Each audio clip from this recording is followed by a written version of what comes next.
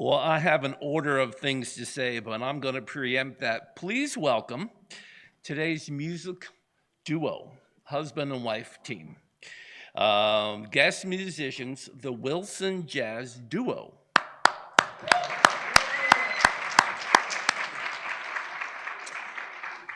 Jenny is both a painter and a gifted pianist, obviously.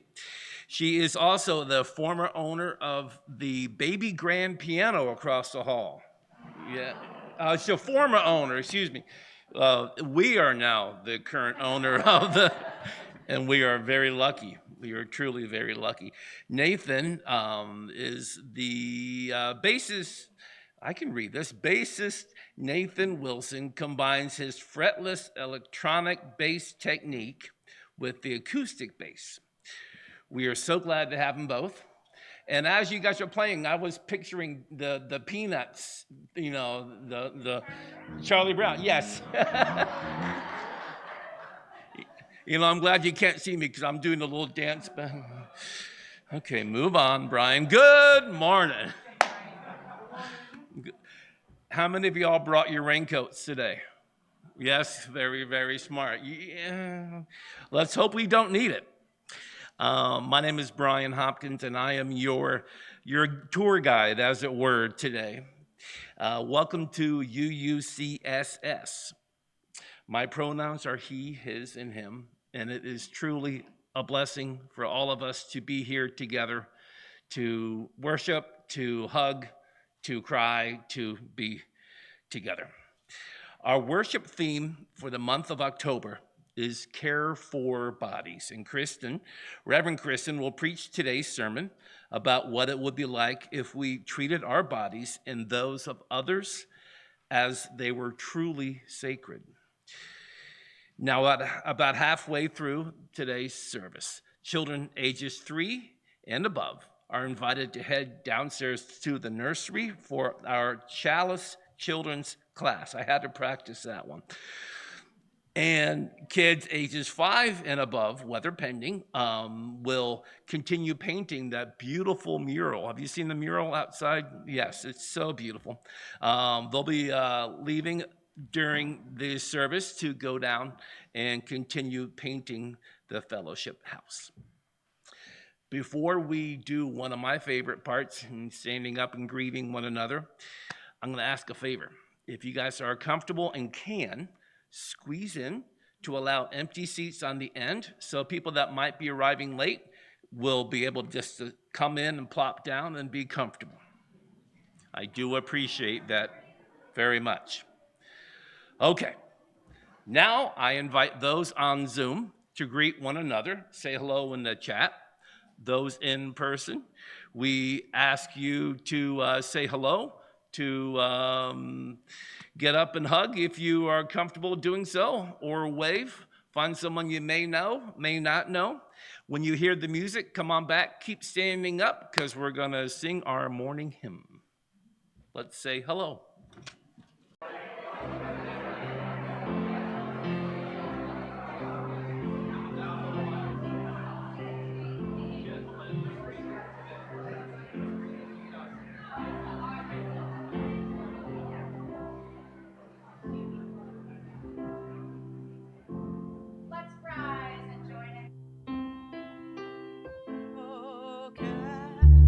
Like the first morning.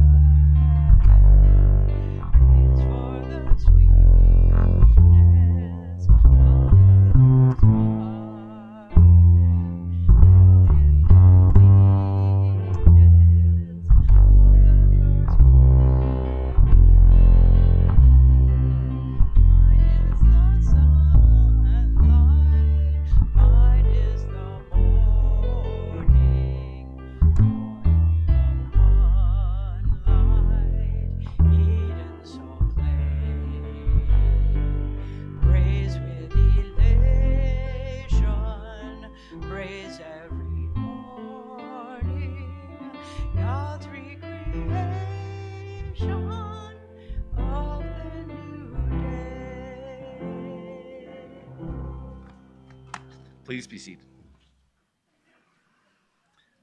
I want to, my tail's going. You guys can't see it back here. Michelle Levesque, come on down.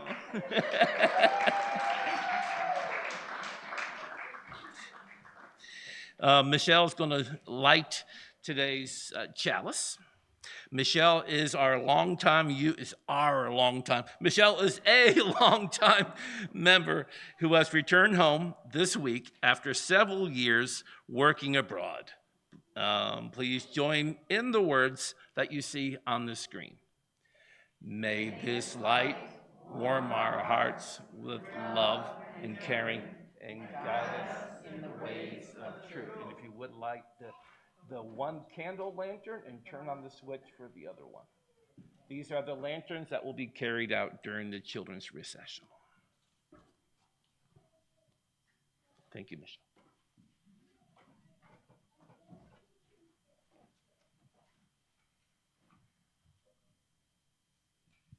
Good morning, everybody. I'm Reverend Kristen Schmidt. I serve as senior minister of this congregation. My pronouns are she, her, and hers. And today, I'm going to tell you a story from the Buddhist tradition. This story is called The Golden Duck. And this is how I heard my colleague, the Reverend Kelly Asbruth Jackson, tell it. You know, there are different ways of telling stories. This is how he tells this story. So before I begin, there are a couple of things about Buddhism and and about what kind of story this is that you all should know. So first, Buddhists believe in something called reincarnation. Who knows what reincarnation is? Anyone? Yeah?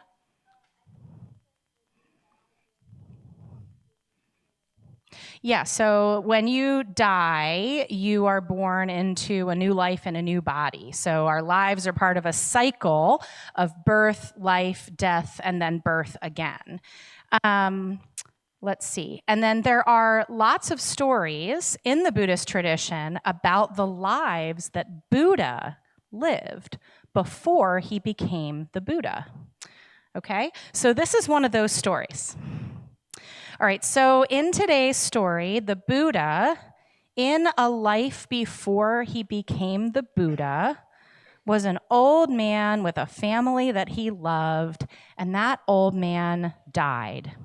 And his family was really, really sad, and they mourned his death. But after he died, this old man was born again, but this time he was born as a duck. But not just any duck. He was born as a golden duck. His feathers were not normal duck feathers. They were made of gold. So what's interesting about this particular story is that when he grew up, he actually remembered who he used to be. This duck remembered that he used to be an old man with a family that he loved, and he missed his children and his grandchildren, and he wanted to go see how they were doing. So he flew from the place where he had been living with his flock, and he made the journey to go visit his old family. And he was sad when he got there because his family was having a really hard time. Times were rough, money was tight, people were on furlough, am I right? And they were not happy. So the duck flew in through the window and he said, "Behold, it is I, who you used to know, but now I am a golden duck, and I would like to give you one of my feathers so that you can sell it, and then you will have an easier time of things." And the family was shocked. I mean, imagine if you're sitting at the dinner table and a duck flies through the window and is like, "Guess what? I am your grandpa." Yeah, sure, buddy. But eventually he persuaded them, and they took the golden feather and they sold it, and it fetched a good price. And they had enough money, and things were good again for a while. But as money does, eventually it ran out, and they were unhappy again.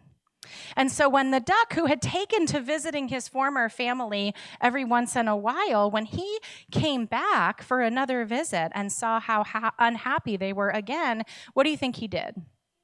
He gave them another feather. Exactly right. So this went on for a while. Every few months, the duck would return and see how unhappy the family was, and he would give them another feather. But eventually, one member of the family got greedy.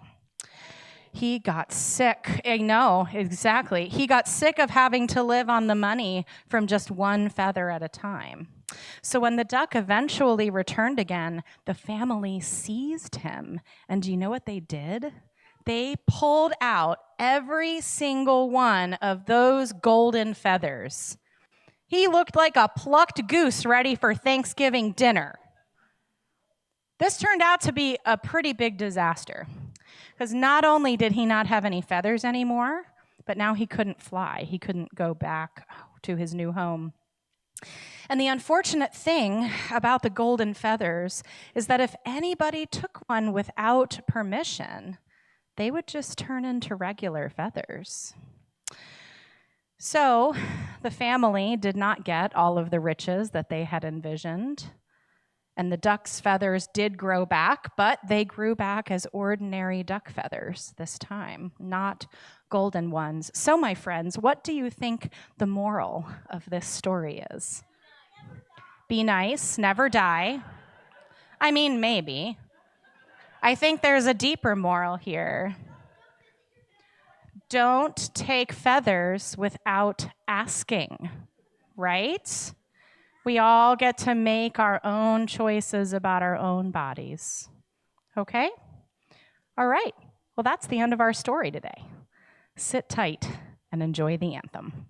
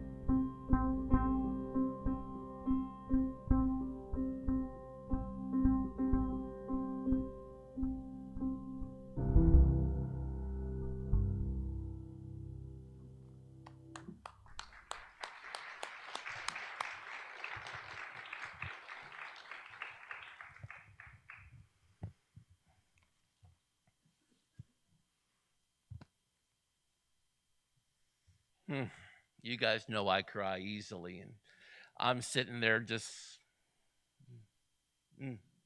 thank you again. Whew, okay. Each week, we gather as a congregation, as for me, a family, and we bring our joys and sorrows about our lives and the world into this room.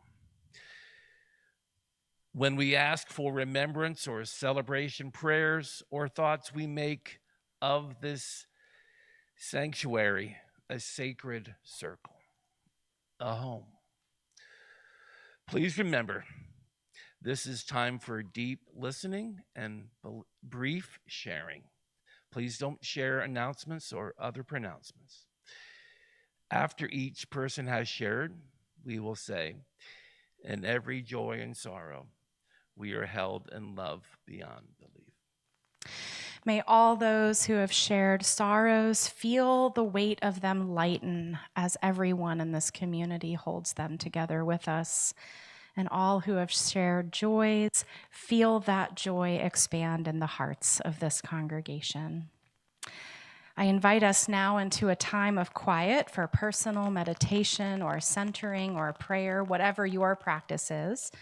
And I invite all those with children here to encourage them to participate in quieting their bodies and their minds for this practice. And let us all cherish the sounds and wiggles of the babies and toddlers among us. They are the sonic evidence of new life in our midst, and they are a blessing.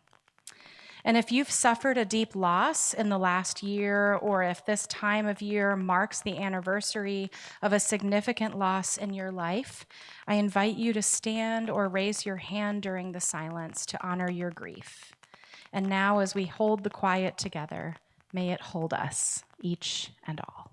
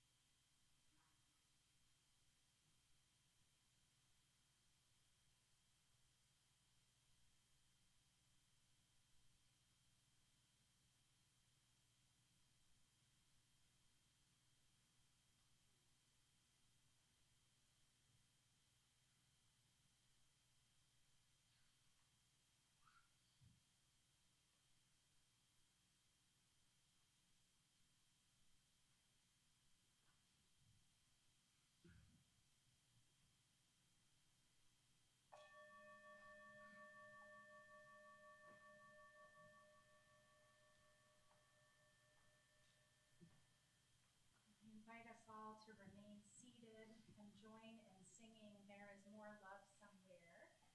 Not what is listed in the program. The words will be on the screen.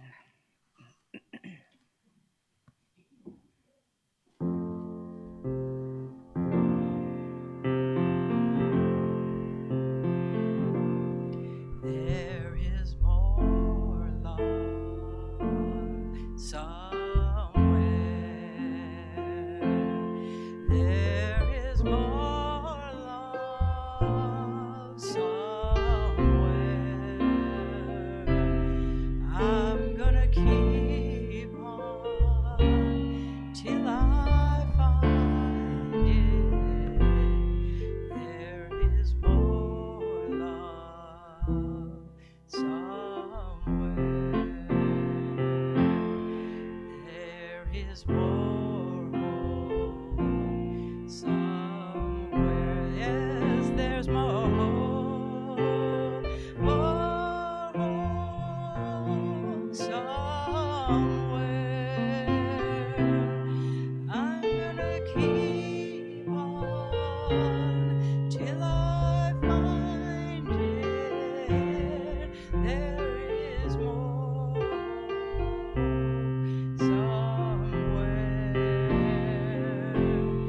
There is more peace somewhere, somewhere. There is more peace somewhere.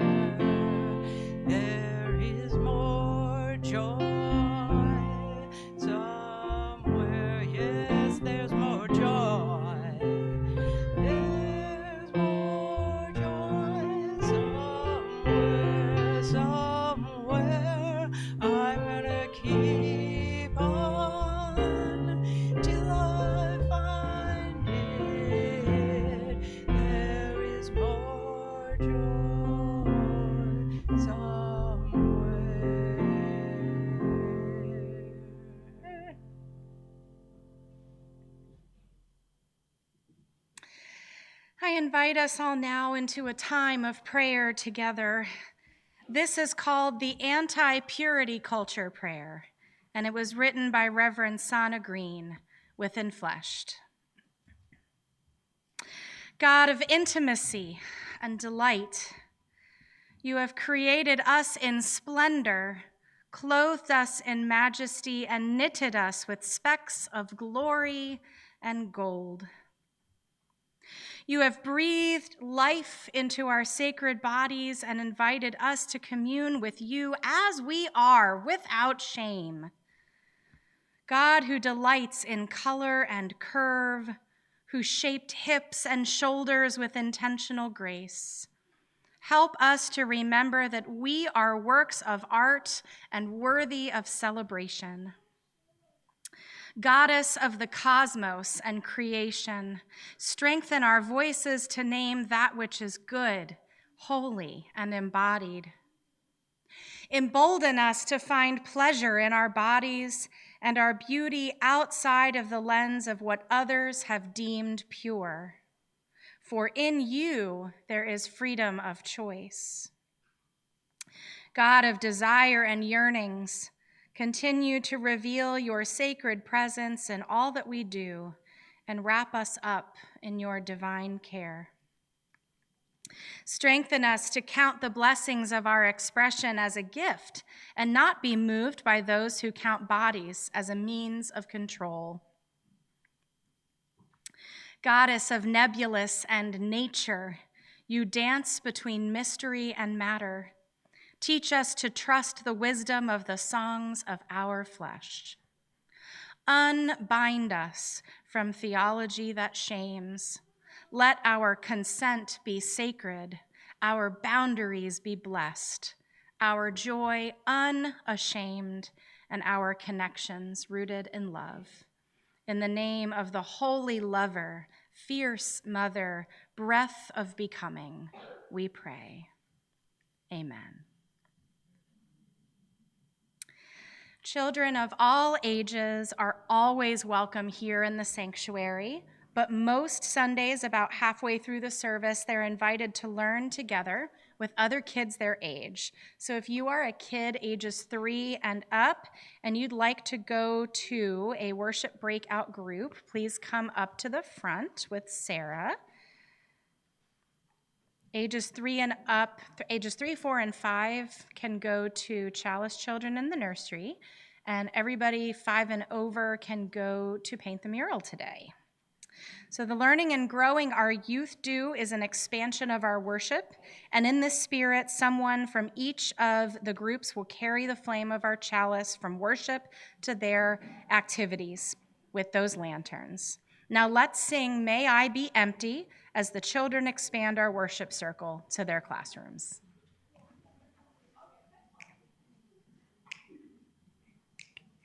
May I be empty and open to receive the light. May I be empty and open to receive. May I be full, may I be full and open to receive the light. May I be full and open to receive. May I be empty, may I be empty and open to receive the light. May I be empty and open to receive. May I be full, may I be full and open to receive the light. May I be full and open to receive. One more time. May I be full and open to receive. Oh! See. May I be full and open to receive the light. May I be full and open to receive. You know what one of my favorite things about this congregation is? When we make mistakes, we laugh and then we just move on. I love that. That's life, right? If we can't make mistakes in church, where can we make mistakes? Our reading this morning was written by my friend and colleague, the Reverend Elizabeth Mount. To begin, to start, to create, to undertake, to grow, to promise, to increase, to generate. All these are our birthright. As we are created, so may we create. The ability and the choice to create is sacred. To withdraw that chance from any person without their permission would be a violent act, the cutting off of life itself. And yet, as precious is the right to simply not, to end, to terminate, to stop, to discontinue, to rest, to hibernate, to impede, to prevent. These too are our birthright. For without consent, our ability to create becomes not a blessing, but a burden and an imposition. Without space for a no, there can be no trustworthy yes. Today, we come to this holy place and time ready to invoke the divine, to make space for the sacred, to co-create community once again. This, too, is a choice. You cannot, you may not be coerced into relationship with the holy or one another. I invite you, I ask you to join us. I respect it if you will not, today or ever. More sacred than any other individual need is choice, the right to know one's self, the right to know what you are ready for, what you need, to stretch when you can, to pause when you will, to know your body, your mind, your spirit better than anyone else, and ultimately to be trusted with the responsibility of your own living. Here ends the reading. One of my favorite memories of my youngest child is the first time he made his own choice at the ice cream shop. We had always asked John what kind of ice cream he wanted, even explaining and pointing to which ones had which flavors in them. Some of you may know that John lives with disabilities that impact the way that he learns and understands language. So it took him longer than many children to be able to express his preferences. In the years before he was able to tell me what he wanted, I always just got him a cup of chocolate ice cream, since that seemed to be the choice that most little kids make. But John is not most little kids. He is his own person. So on this day, when I asked John what kind of ice cream he wanted, he said, "I want white ice cream, Mommy," while pointing to the vanilla. He said no when I asked him if he wanted chocolate sprinkles, and yes when I asked him if he wanted rainbow ones. And let me tell you, the smile on his face when for the first time in his life, I placed exactly the kind of ice cream he wanted right in front of him. He seemed to enjoy that ice cream more than any other frozen treat I'd seen him eat before. And I think it was because he finally was able to make his own choice. Agency, or the ability to make our own choices, is a very important part of our free faith tradition. And our history helps explain why. Most religions begin as reactions to other religious traditions. Buddhism was a reaction to Hinduism. Christianity was a reaction to both Roman imperial theology and Second Temple Judaism. And Universalism and Unitarianism were both reactions to Calvinism. Now, there's an old joke that kind of explains in a really brief way why. Here's how it goes. Universalists believe God is too good to damn any humans to hell, but Unitarians believe they are too good for God to do it. It's an oldie but a goodie. Universalism emerged from people who refused to believe that a God whose other name was supposed to be love would ever consign anyone to eternal punishment. But they didn't have much to argue with when it came to the doctrine of predestination.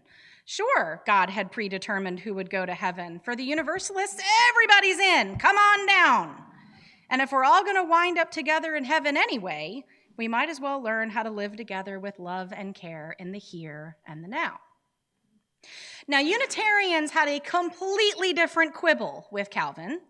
They rejected the concept of predestination completely. They could not accept that only God's sovereignty matters, that humans have no real power to affect change in our own lives or in the world.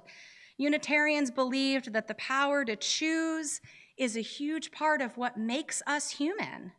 And if God chose to make the universe and everything in it, then the human ability to choose is what links us to God. That's that divine spark we read about in so many Unitarian writings. So human agency, or what Krista Taves calls the spiritual imperative of choice, is as much a part of our Unitarian Universalist heritage as it is a hot topic of debate today. And we are hearing an awful lot about freedom of choice these days, are we not? We hear every day how people with money are working very hard to redefine who has access to what kinds of choices for the sake of their own profit, and how politicians are working to limit the spectrum of choice even imaginable to ordinary people, all for the sake of building yet more power. Now, I'm not sure if it's too much money that causes people to seek more power, or if it's too much power that causes people to seek more money, but there seems to be some cursed connection between the two. But as we explore the theme of caring for bodies here at UUCSS this month and creating a culture of care all year long, the tension between personal choice and the common good has never weighed more heavily on my mind. Unitarian Universalists have long advocated for people to have the freedom to make choices for their own bodies. We believe everyone should have the right to decide for themselves whether to have a surgery, whether to accept treatment for an illness, whether to have sex, and whether to have a baby. But bodily autonomy has limits. Our right to choose what to do with our bodies ends where harm to another person begins. To live in a society, we must have some protection against choices other people make that could harm us. It's hard to make an ethical case allowing people to do things that cause other people to suffer, become sick, or die. But just where to draw the line, how to decide which risks to the public are worth curbing our freedom and which aren't, now that is tricky. After all, many in the US have begun to exercise their freedom not to get vaccinated from diseases like measles and whooping cough and COVID.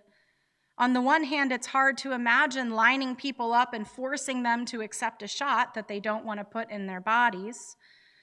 But on the other hand, the US is experiencing a 30-year high of whooping cough and measles cases this year. I'm not sure we can find black and white answers to these kinds of ethical questions, but I know that we need to take more than just personal freedom and public well-being into account when trying to find a way forward.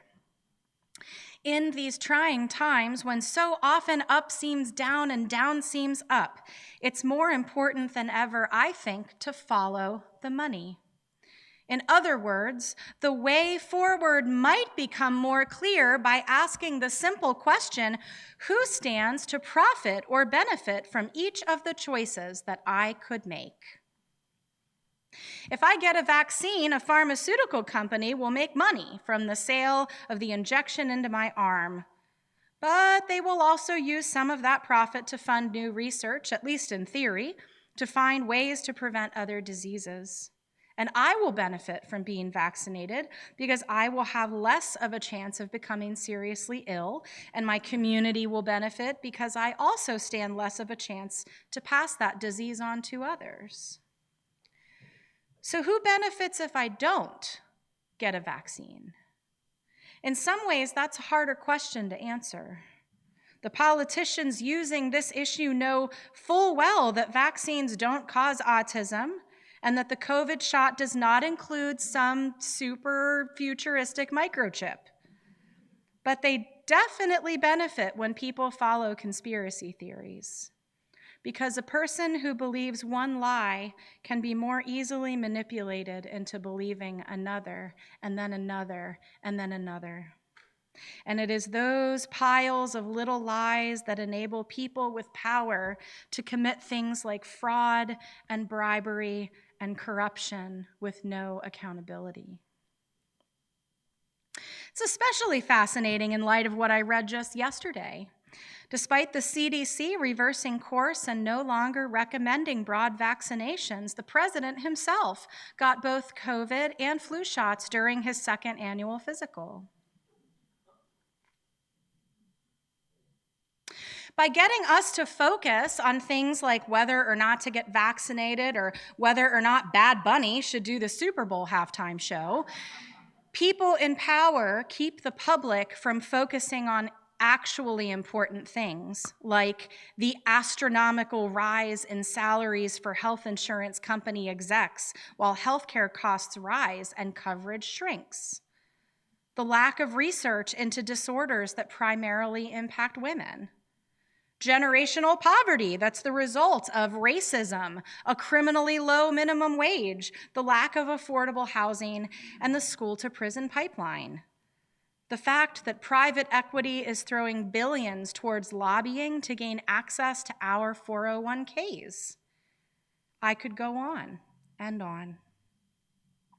As I see it, the struggle today between personal autonomy and the common good is not the gray ethical areas.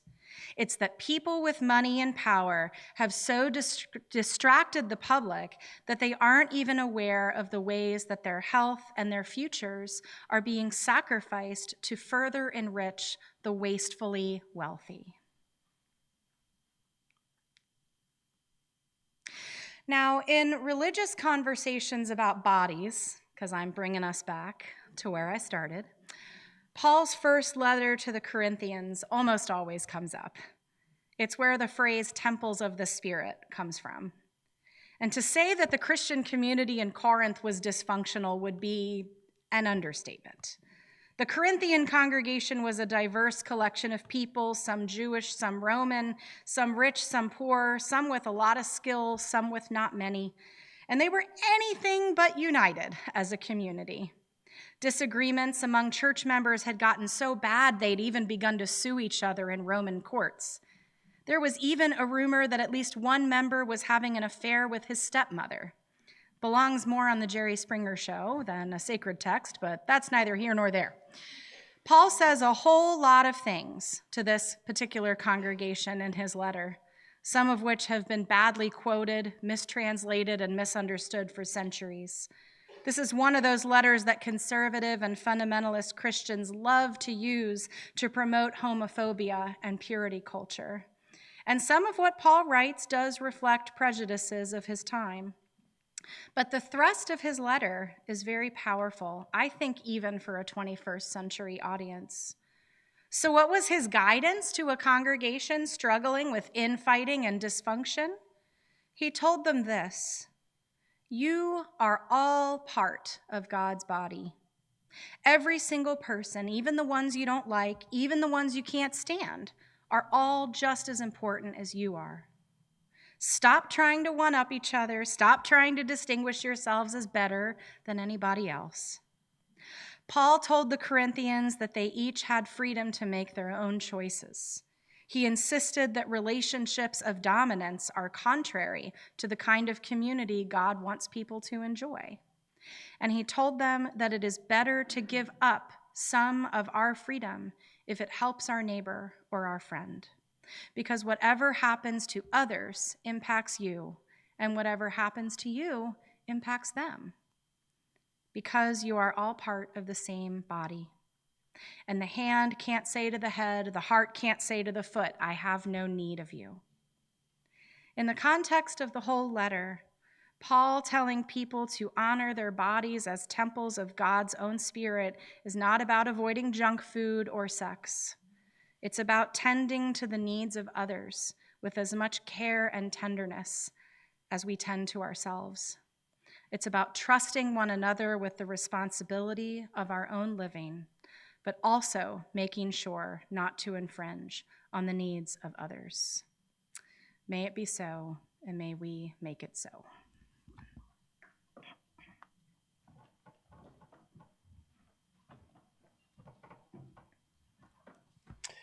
Each week, we take part in the ritual of offering. Part of the offering goes to keep the carpets clean and pay for the candles and the oil here and many other things.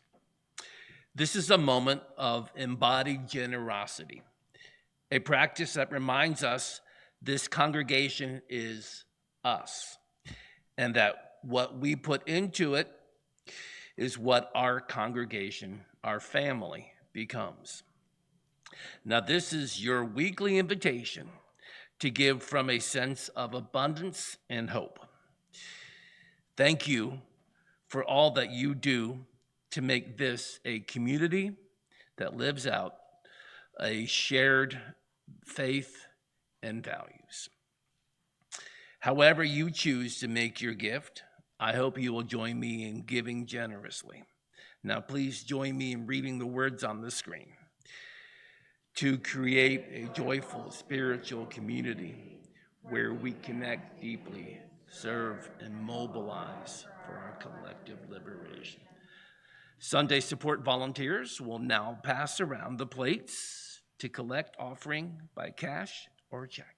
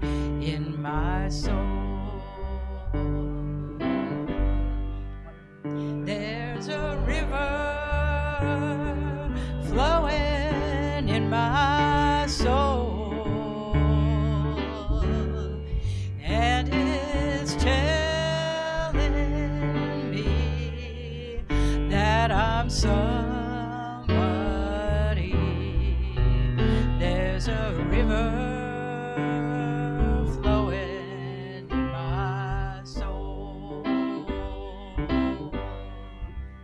There's a river flowing in my heart. There's a river flowing in my heart, and it's telling me that I'm somebody. There's a river flowing in my heart. There's a river flowing in my mind, in my mind. There's a river flowing in my mind, and it's telling me that I'm somebody. There's a river flowing in my mind. There's a river flowing. There's a river flowing. There's a river. Oh, there's a river.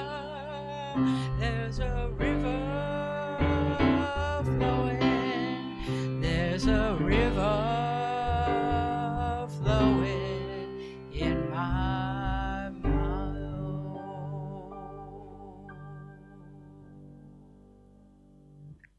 Won't you please be seated? Please join me in the words of chalice extinguishing on the screen. Carry the flame of peace and love, thank you, until we meet again. Friends, let's go out into the world today remembering the power and blessing of our own agency, the beauty and strength of our own bodies, and the temple of the Spirit that we become in community, where all are equal, where all are precious, where the needs of all matter. Our worship is now over, and our service begins right after our musical benediction.